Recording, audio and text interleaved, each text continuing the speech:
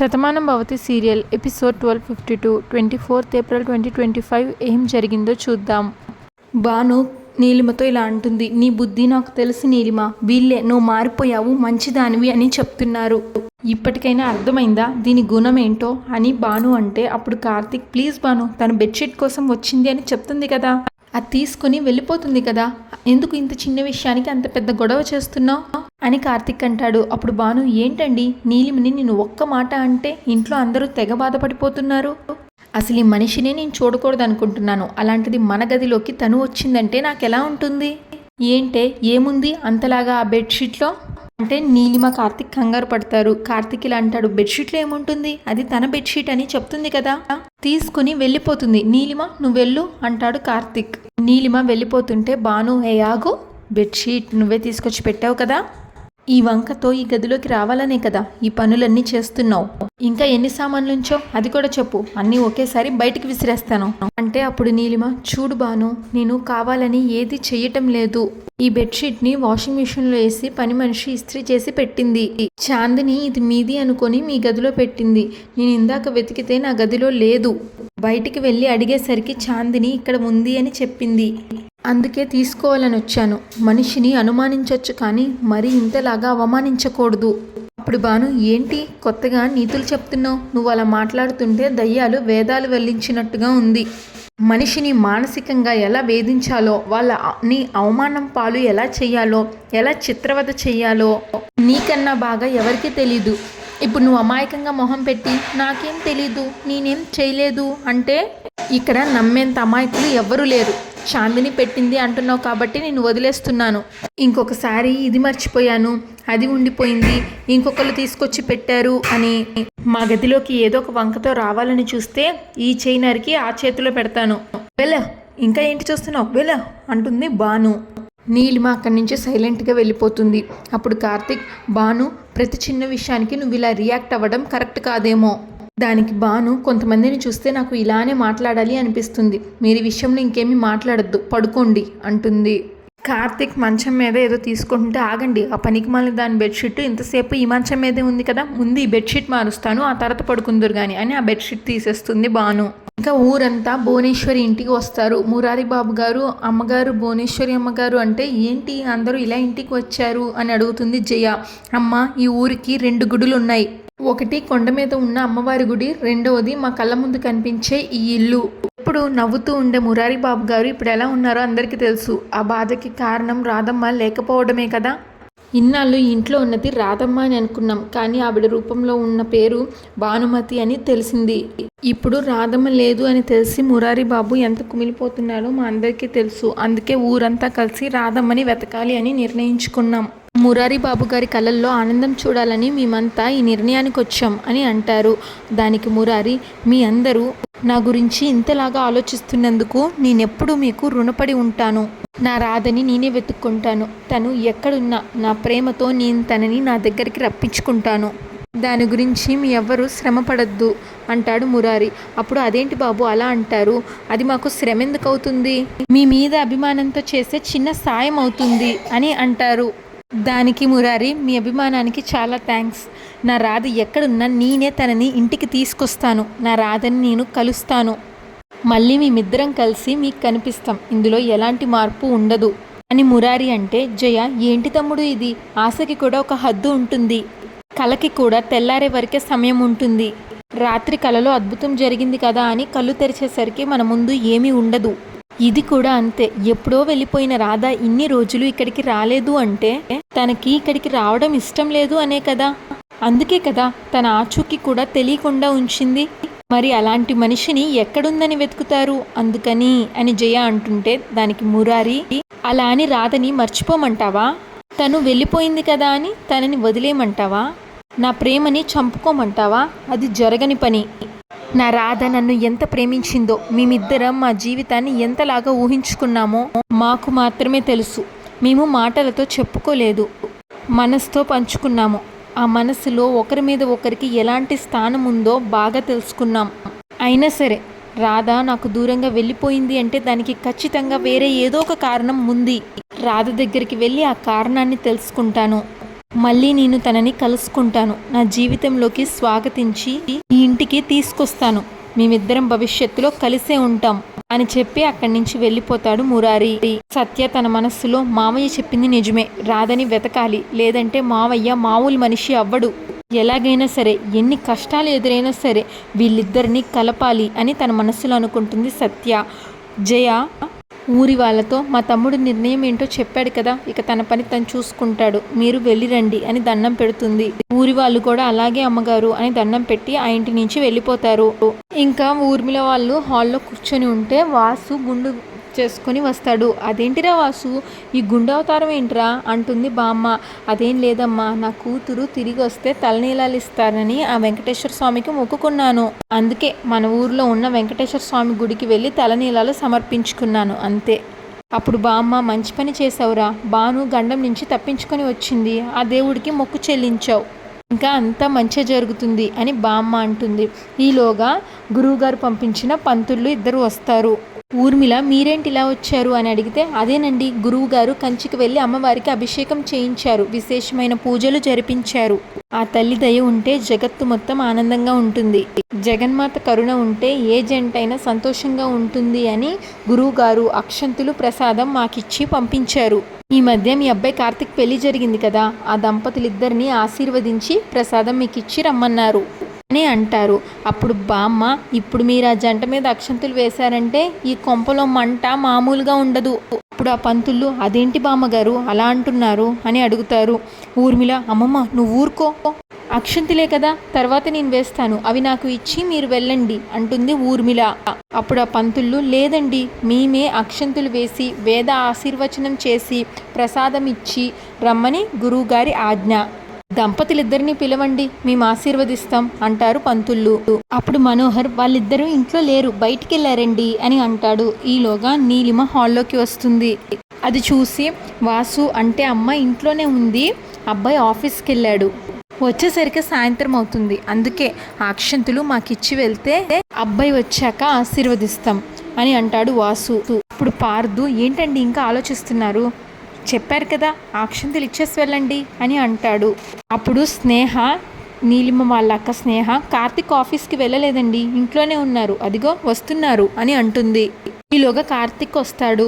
అప్పుడు ఆ పంతులిద్దరూ, అమ్మవారి కరుణ అంటే అదే అండి, చూసారా వాళ్ళిద్దరి మీద అక్షంతులు వెయ్యాలి అని ఆ అమ్మవారు అనుకుంది, అందుకే ఆఫీస్కి వెళ్ళాడు అని అనుకున్న అబ్బాయి ఇంట్లోనే ఉన్నాడు, అమ్మాయి కూడా ఇక్కడే ఉంది, వాళ్ళిద్దరిని రమ్మనండి ఆశీర్వదిస్తాం అని పంతుళ్ళు అంటారు. అప్పుడు ఊర్మిళ, నేను మీకు చెప్తున్నాను కదండి, మీ గురువు గారితో నేను మాట్లాడతాను, అక్షంతులు నాకు ఇచ్చి మీ ఇద్దరు ఇక్కడి నుంచి వెళ్ళిపోండి అని అంటుంది. అప్పుడు నీలిమ వాళ్ళ పెద్దమ్మ, ఎందుకండి అంత టెన్షన్ పడుతున్నారు, ఈ చిన్న ముచ్చట కూడా తీర్చరా, వేద ఆశీర్వచనం చేసి వెళ్ళిపోతాను అని అంటున్నారు కదా, అందుకు కూడా నా కూతురు నోచుకోలేదా.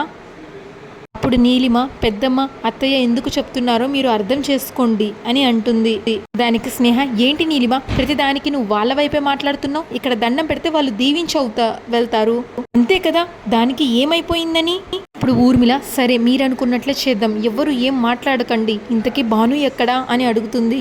అప్పుడు కార్తిక్, పైన భాను చాందిని పాపకి స్నానం చేయిస్తున్నారు అని చెప్తాడు. బామ్మ, చంటి పిల్లకి స్నానం అంటే కనీసం పావుగంట అయినా పడుతుంది, ఈలోగా ఆశీర్వదించడమే కదా 5 నిమిషాల్లో అయిపోతుంది, త్వరగా కానివ్వండి అంటుంది బామ్మ. అప్పుడు ఊర్మిళ, చూడండి త్వరగా అక్షంతులు వేసేసి ప్రసాదం అది ఇచ్చి వెళ్ళిపోండి ప్లీజ్ అని అంటుంది.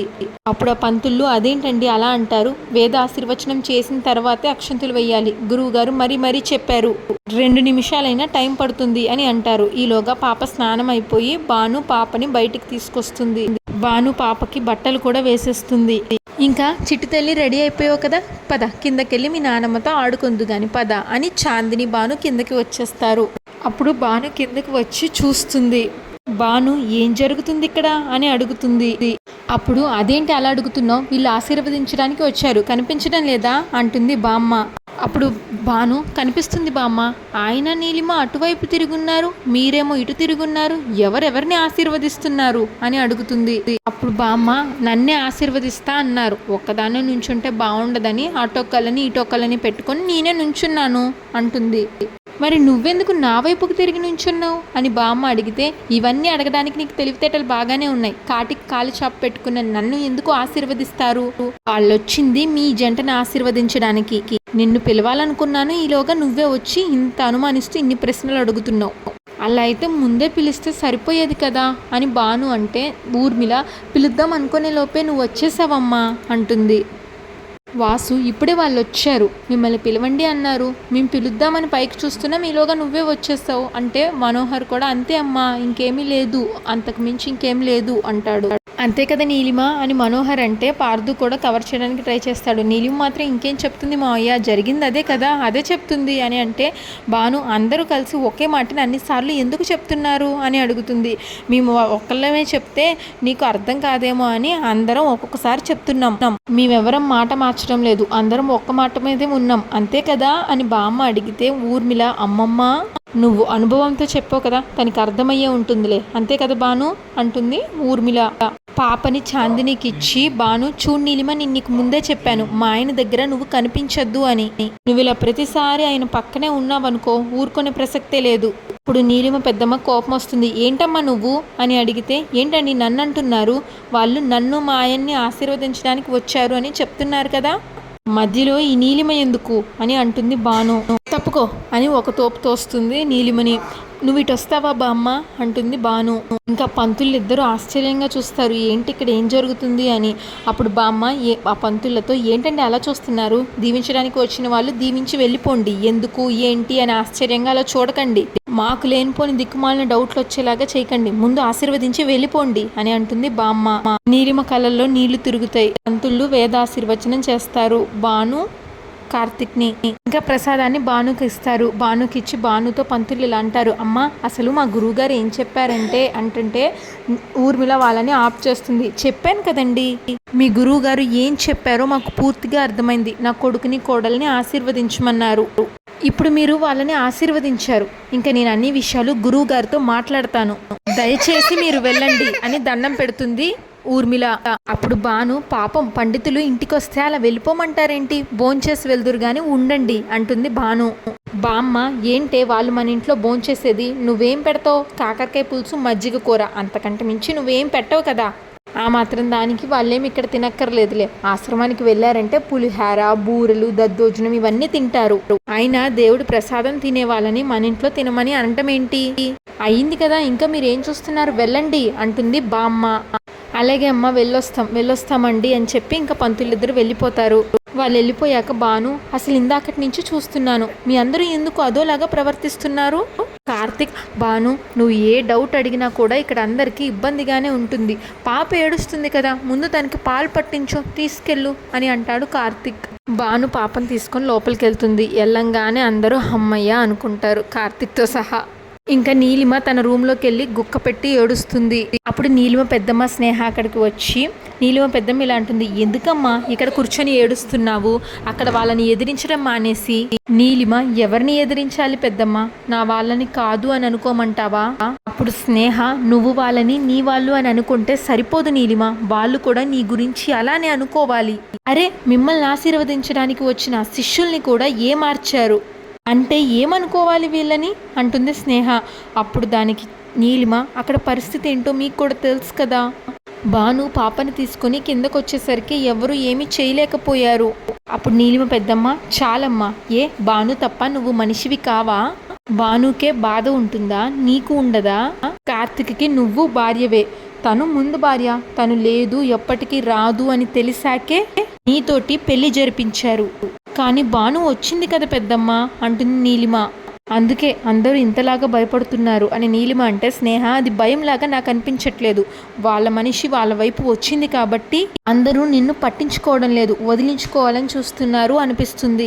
అప్పుడు నీలిమ, అదేం కాదు అక్క, ఈ ఇంట్లో అందరూ మంచి వాళ్ళే అంటుంది.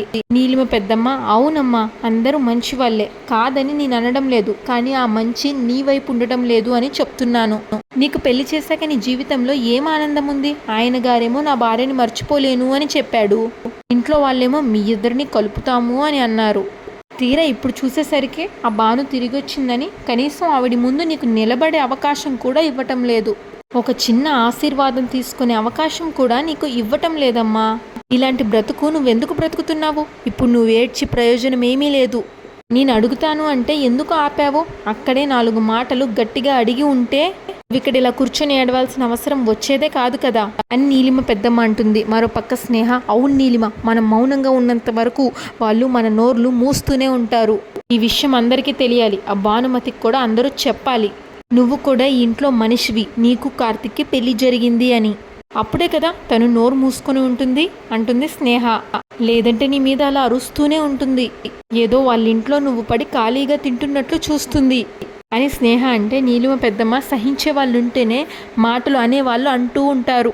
భరించే వాళ్ళు ఉంటేనే హింసించే వాళ్ళు హింసిస్తూ ఉంటారు. ఒక్కసారి ఎదురు తిరిగావంటే అందరూ నోరు మూసుకుంటారు అని నీలిమ పెద్దమ్మ అంటుంది. అప్పుడు నీలిమ, మీకు దండం పెడతాను పెద్దమ్మ, అనవసరంగా ఈ విషయాన్ని పెద్దది చేయకండి. అత్తయ్య చెప్పారు కదా 6 నెలలు ఓపిక పట్టమని. ఈ 6 నెలలు ఈ విషయాన్ని మీరు పట్టించుకోవద్దు అసలు. భాను నన్ను ఎన్ని మాటలన్నా నేను సహిస్తాను, భరిస్తాను. తను పూర్తిగా కోలుకున్నాక అప్పుడు అన్ని నిజాలు చెప్దాం అని నీలిమ అంటుంది. దానికి నీలిమ పెద్దమ్మ, బాగుందమ్మా, ఆ భాను మీద నీకు కూడా అభిమానం ఉంది, దానికి మాకు ఎటువంటి అభ్యంతరం లేదు. కానీ ఇక్కడ బాధపడుతుంది మా కూతురు, అందుకే మాకు చాలా చిరాగ్గా ఉంది. అయినా సరే నువ్వు కాదు అంటున్నావు కాబట్టి నేను మౌనంగా ఉంటున్నాను. 6 నెలలే కదా, ఇలాగే భరిస్తాను. ఆ తర్వాత వీళ్ళేమన్నా నాటకాలు ఆడితే అప్పుడు ఈ శారదంటే ఏంటో వాళ్ళకి చూపిస్తాను అంటుంది. అంతటితో ఎపిసోడ్ పూర్తవుతుంది. ఇంకా నెక్స్ట్ ఎపిసోడ్ ప్రోమోలో కార్తిక్ కాఫీ తాగుతూ పేపర్ చదువుతాడు. భాను కార్తిక్ కోసం కాఫీ తీసుకొస్తుంది. అదేంటండి అప్పుడే కాఫీ తాగుతున్నారు, ఎవరిచ్చారు అని అడుగుతుంది. అప్పుడు ఇప్పుడే నీలిమ ఇచ్చింది భాను అంటాడు కార్తిక్.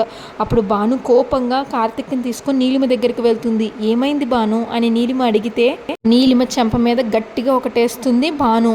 ఇప్పుడు నేను ఏం చేశానని కొట్టావు అని అడుగుతుంది నీలిమ. నీకు ఎన్నిసార్లు చెప్పినా అర్థం కాదా అని అంటుంది భాను. దానికి కార్తిక్, చిన్న చిన్న విషయాలకు కూడా నువ్వు ఇలా రియాక్ట్ అవ్వడం మంచిది కాదు అంటాడు భానుతో.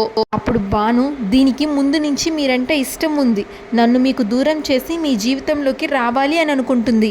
మీకు ఇన్నాళ్ళు దూరంగా ఉన్నాను కదా, మీకెక్కడ మాయ మాటలు చెప్పి మీ చేత తాళి కట్టించుకుంటుందేమో అని నేను భయపడ్డాను అని భాను అనగానే కార్తిక్కి ఏం చేయాలో అర్థం కాక నీలిమ వైపు చూసి తలదించుకుంటాడు. నీలిమ కూడా షాక్గా చూస్తుంది. ఇంట్లో వాళ్ళందరూ షాకింగ్గా చూస్తారు. భానుకి డౌట్ వస్తుంది. అంతటితో ప్రోమో పూర్తవుతుంది. రేపేమవుతుందో చూడాలి. Shatamanam Bhavati serial regular episode కోసం మా ఛానల్ని సబ్స్క్రైబ్ చేసుకోండి. ఈ ఎపిసోడ్ పైన మీ అభిప్రాయాన్ని తప్పకుండా కామెంట్ చేయండి. Thanks for watching.